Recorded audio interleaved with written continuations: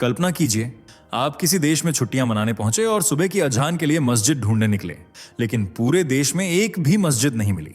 न सिर्फ यह, अगर आपने गलती से अपने सूटकेस में कुरान रख दी तो सीधा जेल या मौत की सजा।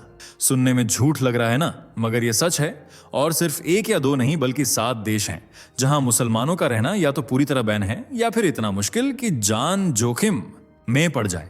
इस लिस्ट में दुनिया का सबसे छोटा देश भी है जिसकी पूरी आबादी सिर्फ 801 लोगों की है और एक भी मुसलमान नहीं। एक देश है जहां राजा खुद फैसला लेता है कि मस्जिद बनेगी या नहीं और 50 साल से जवाब आ रहा है नहीं। एक ऐसी जगह भी है जहां अगर आपने धार्मिक किताब पढ़ते हुए पकड़ लिया गया तो बस गेम ओवर।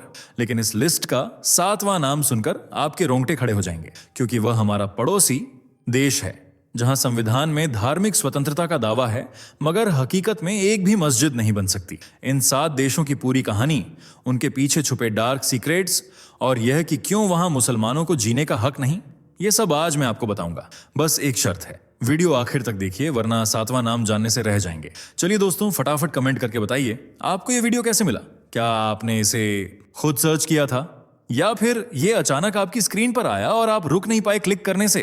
हमें भी जानना है कि YouTube हमारे सनातन की सच्चाई आप तक कैसे पहुंचा रहा है। और हाँ, अगर आप एक सच्चे सनातनी हैं तो अभी के अभी चैनल को सब्सक्राइब कर दीजिए ताकि जब अगली बार कोई ऐसी सच्चाई सामने आए तो आप सबसे पहले उसे देख सकें। वीडियो को लाइक जरूर करें ताकि दुनिया को पता चले कि सनातन की आवाज अब दबने वाली नहीं है। तो चलिए बिना वक्त गंवाए बढ़ते हैं वीडियो के अगले धमाकेदार हिस्से की ओर। 7 देश जहां मुसलमानों का रहना मना है। दुनिया का सबसे छोटा देश भी है इस्लाम फ्री। इस लिस्ट में एक नाम ऐसा भी है जो आपके होश उड़ा देगा। वे कौन कौन से देश हैं जहां मस्जिद बनाने की इजाजत ही नहीं है। एक देश जहां कुरान खरीदना जान पर भारी पड़ सकता है, पर कौन सा, जानने के लिए वीडियो में आखिर तक बने रहें। Number 1, Vatican city. इस्लाम और मुस्लिम फ्री कंट्रीज में सालों से पहले नंबर पर अपना नाम दर्ज करवा रखा है वेटिकन सिटी ने, जो महज 44 हेक्टेयर यानी करीब 0.49 वर्ग किलोमीटर में फैला हुआ है। इस तरह यह पृथ्वी पर मौजूद सबसे छोटा देश है और सबसे अनोखा भी। यहां एक भी मुसलमान नहीं है तो फिर मस्जिद या मदरसों का तो भला क्या ही काम। यह इटली की राजधानी रोम के बीचों बीच बसा हुआ है और 1929 की लेटरन संधि के तहत एक स्वतंत्र राष्ट्र है, जिसकी सुंदरता ने 1984 में यूनेस्को को भी मजबूर कर दिया कि वह इसे वर्ल्ड हेरिटेज साइट का तोहफा दे। यह देश अपने बैक वाटर ट्रांसपोर्ट के लिए काफी फेमस है। साथ ही दुनिया की सबसे बड़ी और सबसे famous Saint Peter's Basilica church का घर भी है। यह कैथोलिक धर्म का आध्यात्मिक केंद्र है, इसलिए यहां बसने का अधिकार भी सिर्फ ईसाई लोगों को ही है। लेकिन वेटिकन में सिटीजनशिप एंड रेजिडेंसी प्रोसेस इतना टफ है कि बाहरी लोगों के लिए यहां बसना नाको चने चबाने जैसा है, मतलब इम्पॉसिबल। इसलिए यह देश सिर्फ 801 लोगों का घर है और सभी क्रिश्चियन हैं। यहां पोप का शासन चलता है, वहीं वेटिकन के कर्ता धर्ता हैं और धार्मिक गुरु भी। और आपको बता दें कि जहां पोप का शासन होता है वहां मुसलमान तो क्या, ईसाइयों के अलावा किसी और धर्म के व्यक्ति का बसना प्रतिबंधित होता है। यही रीजन है जो यह शुरू से मुस्लिम फ्री कंट्री है। नंबर 2, टोकेलाउ। 1976 में टोकेलाउ आइलैंड से टोकेलाउ हुआ। यह देश हमारी लिस्ट में दूसरे नंबर पर है, जिसे द यूनियन आइलैंड भी कहते हैं। यह दक्षिण प्रशांत महासागर में सिर्फ 10 स्क्वायर किलोमीटर के कंबाइंड लैंड एरिया को कवर करते हुए न्यूजीलैंड का एक द्वीप क्षेत्र है जो देश के उत्तर पूर्व में स्थित है। यह समोआ से उत्तर में करीब 500 किलोमीटर की दूरी पर है और न्यूजीलैंड द्वारा प्रशासित एक नॉन सेल्फ गवर्निंग टेरिटरी है, जिसकी कोई फिक्स राजधानी नहीं है, बल्कि यह हर साल 3 द्वीप अताफू, नुकुनोनु और फाफाउफो में बदलती रहती है। यह सबसे छोटी अर्थव्यवस्था वाला देश भी कहलाता है। खूबसूरत नज़ारों और संस्कृति से लैस यह देश एक छोटे से आइलैंड पर बसा हुआ है और यहाँ की टोटल पॉपुलेशन 2608 है। इस हिसाब से यह सबसे छोटी आबादी वाले देशों में से एक माना जाता है। साथ ही मुसलमानों पर कड़ी पाबंदी लगाने वाला देश भी कहलाता है। यहाँ न तो एक भी मस्जिद है न मदरसा। देश में ईसाई मेजॉरिटी में हैं और मुस्लिमों का नामो निशान नहीं है। उनके रहने पर टोकेलाउ ने कई तरह की पाबंदियां लगा रखी हैं। साथ ही टोकेलाउ में इस्लाम के प्रचार प्रसार पर भी बैन है, जिस वजह से मुसलमान यहां आना तो दूर, आने के बारे में सोचते भी नहीं है। Number 3, Solomon island. नंबर 3 पर है खूबसूरती और ताजगी से भरा सोलोमन आइलैंड। दक्षिण पश्चिम प्रशांत महासागर में लगभग 1000 द्वीपों वाला यह देश एक आर्किपेलाजिक नेशन है जिसकी कैपिटल सिटी होनियारा है। यह देश मेलानेशिया क्षेत्र में स्थित है और ऑफिशियली इंग्लिश को लैंग्वेज के रूप में फॉलो करता है। हालांकि सबसे ज्यादा बोली जाती है सोलोमन पिजिन। यह एक कॉन्स्टिट्यूशनल मोनार्की है जिसे 1890 में ब्रिटिश प्रोटेक्टोरेट राज्य बनाया गया था, लेकिन सेकेंड वर्ल्ड वॉर के कई साल बाद 1978 में यह आजाद हो गया। सोलोमन आइलैंड एक ईसाई बहुसंख्यक देश है जहां 95% आबादी मेलानेशियन है और ईसाई धर्म को फॉलो करती है। टोटल आबादी की बात करें तो 7 से 8 लाख के लगभग लोग बसे हैं, जिनमें से 100 या इससे कुछ ही ज्यादा मुसलमान हैं। कहने को तो सोलोमन में मुसलमानों का आगमन 1980 के दशक में ही शुरू हो गया था, पर फिर भी यहाँ इनकी आबादी बेहद कम है। वजह है सोलोमन की नीतियां जो इस्लाम के प्रचार प्रसार पर सख्ती बरतती हैं और यहाँ अक्सर मस्जिदों मदरसों के लिए आंदोलन चलते रहते हैं। देश में सिर्फ एक ही मस्जिद है और उसे भी बंद करने की कोशिशें होती रहती हैं। उनके रिलीजन प्रैक्टिस पर भी कई तरह की पाबंदियां हैं और शायद यही रीजन है कि सोलोमन द्वीप के ज्यादातर मुसलमान यहां से पलायन कर चुके हैं। Number 4, Myanmar. चौथे नंबर पर है म्यांमार। ये वह देश है जहां मुसलमानों को भगाने के लिए सरकार से लेकर सेना और आम नागरिक भी एड़ी चोटी का जोर लगा रहे हैं। म्यांमार दक्षिण पूर्व एशिया में स्थित है और इसे पहले बर्मा के नाम से जाना जाता था। देश की राजधानी नेपिडो है और सबसे बड़ा शहर यांगून, जिसे कभी रंगून और कैपिटल सिटी भी कहते थे। म्यांमार 6,76,575 वर्ग किलोमीटर के साथ साउथ ईस्ट एशिया का सबसे बड़ा देश है, जो उत्तर में चीन, पश्चिम में भारत, बांग्लादेश और दक्षिण पूर्व में थाईलैंड, लाओस से बॉर्डर शेयर करता है। ये एक बौद्ध बहुसंख्यक देश है, मतलब मेजॉरिटी बौद्धिस्टों की है, जो टोटल पॉपुलेशन 55 लाख प्लस का 88% हिस्सा अपने पास रखते हैं, जबकि मुस्लिम यहाँ मेजॉरिटी में नहीं है, सिर्फ 2 से 2.5%, यानी 1 से 2 लाख के आसपास। पर यह आंकड़ा तब है जब म्यांमार ने भी खुद को मुस्लिम और इस्लाम फ्री कंट्री बनाने का फैसला कर लिया है, और यह सिलसिला 1962 के तख्तापलट के बाद से ही शुरू हुआ, जब जनरल विन सत्ता में आए और मुसलमानों को सेना से भी बेदखल कर दिया। इसके बाद 1982 में एक कानून पास कर उन्हें सिटीजनशिप से भी बाहर कर दिया, मतलब अब मुसलमान म्यांमार के नागरिक हैं ही नहीं। इसके बाद म्यांमार की सेना ने मुस्लिम, स्पेशली रोहिंग्याओं के साथ हिंसा शुरू की और कई मौकों पर यह हिंसा सामूहिक नरसंहार में बदल गई। 2012 में राखिन स्टेट राइट्स के दौरान बड़ी संख्या में मुसलमान मारे गए और हजारों देश छोड़ भाग गए। 2021 में हुए अगले सैन्य तख्तापलट ने हालात और खराब कर दिए और धार्मिक स्वतंत्रता सिर्फ नाम के लिए रह गई। आज म्यांमार में मस्जिदों की हालत खंडहर से ज्यादा नहीं है। मदरसे, कब्रगाह, दरगाह, जितने भी इस्लामिक धार्मिक या पवित्र स्थल हैं, उन सबको तहस नहस किया जा रहा है और धार्मिक कार्यक्रम, नमाज, सामूहिक प्रार्थना, रिलीजियस शिक्षा पर भी रोक लगा दी गई है, जिस वजह से मुसलमान म्यांमार को छोड़ दूसरे देशों में बस रहे हैं। Number 5, Slovakia. स्लोवाकिया लिस्ट में 5वें पायदान पर है, जिसे मॉस्क फ्री कंट्री भी कह सकते हैं। यह मिडिल यूरोप में स्थित है और चारों ओर लैंड एरियाज से घिरा होने के चलते एक लैंडलॉक कंट्री है। इसके पश्चिम में चेक गणराज्य, ऑस्ट्रिया, उत्तर में पोलैंड, पूर्व में यूक्रेन और दक्षिण में हंगरी है।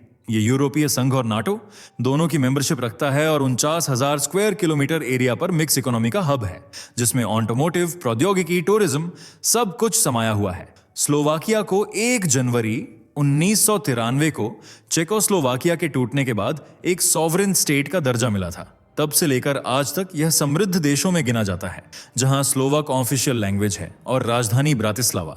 देश में 5,50,000 से भी ज्यादा लोग बसते हैं, जिनमें मुसलमानों की आबादी तो है लेकिन बहुत कम।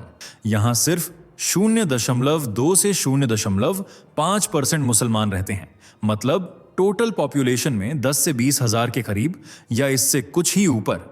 लेकिन इन्हें भी धार्मिक स्वतंत्रता के नाम पर सिर्फ उन्हें पाबंदियां ही मिलती हैं, क्योंकि स्लोवाकिया किसी भी सूरत में अपनी ईसाई बाहुल्य पहचान को इस्लाम बाहुल्य में नहीं बदलना चाहता।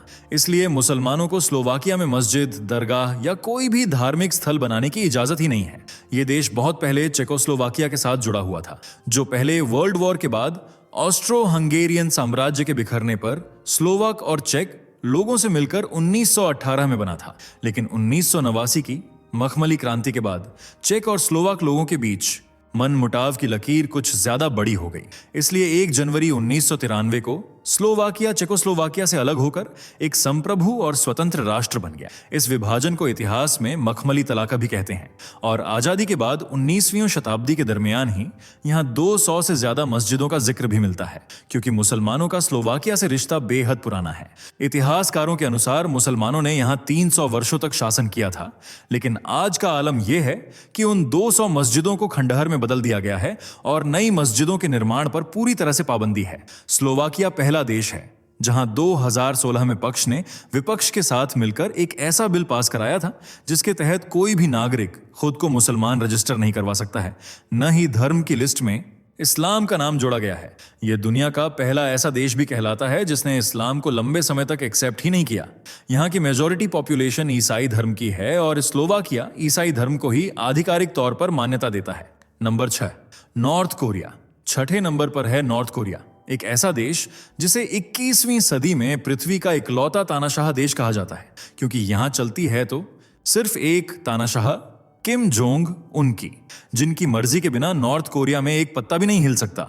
उत्तर कोरिया को officially Democratic People's Republic of Korea कहा जाता है। यह पूर्वी एशिया में कोरियाई प्रायद्वीप पर स्थित है, लेकिन सिर्फ आधे उत्तरी हिस्से पर, जबकि साउदर्न हिस्सा साउथ कोरिया का है। दोनों पहले एक ही देश हुआ करते थे, लेकिन 1948 में ये दोनों जुड़वा भाई बन गए, जो अब दिखते तो एक ही प्रायद्वीप पर हैं, पर दो अलग अलग कंट्री हैं। और नॉर्थ कोरिया को 1,20,540 वर्ग किलोमीटर का क्षेत्रफल मिला है। यहाँ की आबादी 26 लाख से भी ज्यादा है, जिनमें यूं तो बौद्ध, ईसाई और कुछ अन्य लोकल धर्म के लोग भी हैं। पर किम जोंग उन एथियस्ट यानी नास्तिक हैं, इसलिए देश की मेजॉरिटी जनसंख्या भी नास्तिक ही है। इस देश में धर्म को ही गुनाह समझा जाता है और पूजा के लिए सिर्फ एक ही भगवान है, खुद किम जोंग उन, जिनकी तस्वीर कोरिया के हर घर में होना जरूरी है। इनफैक्ट उनसे पहले परिवार के जितने लोग भी सत्ता में थे, उनकी तस्वीरें भी दीवारों पर होना कंपलसरी है। यहाँ न तो मस्जिद है, न चर्च और न ही मंदिर। देश में सभी धार्मिक कार्यक्रमों पर प्रतिबंध है और गलती से कुरान, बाइबल या किसी अन्य धर्म की किताब खरीद ली तो फिर सजा मिलनी पक्की है। और सजा में भी जान से हाथ धोना पड़ सकता है, क्योंकि नॉर्थ कोरिया में जान लेने की सजा बहुत कॉमन है। कहते हैं एक जमाने में नॉर्थ कोरिया 3000 मुसलमानों का घर हुआ करता था और उनकी सैकड़ों मस्जिदें भी थीं, लेकिन अब इनकी संख्या घटकर 0 पर पहुंच चुकी है और जितने भी धार्मिक स्थल हैं उन पर ताले लटकाए जा चुके हैं या फिर तोड़कर चकनाचूर कर दिए गए हैं। और वही हाल किसी एक धर्म का ही नहीं बल्कि हर धर्म का है। इस देश का कोई ऑफिशियल रिलीजन भी नहीं है। मुसलमानों के साथ तो यहां इतनी बर्बरता हुई कि ज्यादातर अपनी जान बचाकर भाग खड़े हुए, जबकि कुछ जन्नत में हूरों के पास पहुंच गए। नंबर 7, भूटान। 7वां और आखिरी देश है भूटान, यानी भारत का पड़ोसी मुल्क, जो हिमालय में स्थित एक दक्षिण एशियाई देश है। इसे डुकयूल या ड्रैगन की भूमि भी कहते हैं और इसकी राजधानी थिम्फू है। ये भारत और चीन दोनों के साथ बॉर्डर शेयर करता है और यहाँ की बहुसंख्यक आबादी बौद्ध धर्म का पालन करती है। कहने को तो भूटान एक कॉन्स्टिट्यूशनल मोनार्की है, लेकिन यहाँ राजपाट राजा का है। देश के वर्तमान राजा जिग्मे खेसर नामग्याल वांगचुक हैं, जो खुद एक बौद्धिस्ट हैं और बौद्ध धर्म की वज्रयान शाखा से जुड़े हुए हैं। वहीं भूटान के ज्यादातर बौद्धिस्ट भी सेम शाखा के हैं, इसलिए इस देश को दुनिया का एकमात्र वज्रयान बौद्ध राष्ट्र भी कहते हैं। देश की टोटल पॉपुलेशन 8 लाख से भी ज्यादा है, जिसमें 1600 से 1700 लोग इस्लाम धर्म से जुड़े हुए हैं। मतलब कुल आबादी का 0.2 से 0.23% हिस्सा। लेकिन मुसलमानों के लिए भूटान में रहना उतना भी आसान नहीं है। उन्हें संवैधानिक रूप से भले अपने धर्म को मानने की स्वतंत्रता है, लेकिन धार्मिक स्थल बनाने की इजाजत नहीं है। भूटान इतने मुस्लिमों के बाद भी मस्जिद मुक्त देश है और हमेशा रहेगा, क्योंकि अब तक 50 बार मुसलमानों ने मस्जिदों के लिए आंदोलन किए हैं, लेकिन राजा ने हर बार ना में ही जवाब दिया। भूटानी सरकार और कानून भी इसकी इजाजत नहीं देता। हाँ, लोगों को चारदीवारी के भीतर अपने धर्म का पालन करने की स्वतंत्रता है, लेकिन सड़क पर मुस्लिम पक्ष किसी भी तरह का कार्यक्रम आयोजित नहीं कर सकता। तो दोस्तों, ये थे वो 7 देश जहां मुसलमान हैं भी और नहीं भी, और जहां हैं वहां उनके हालात कुछ खास नहीं हैं। उम्मीद है वीडियो पसंद आई होगी, तो लाइक, शेयर कर चैनल को सब्सक्राइब और बेल आइकन को प्रेस जरूर कर लें। मिलते हैं अगली वीडियो में, तब तक के लिए बाय बाय और टेक केयर।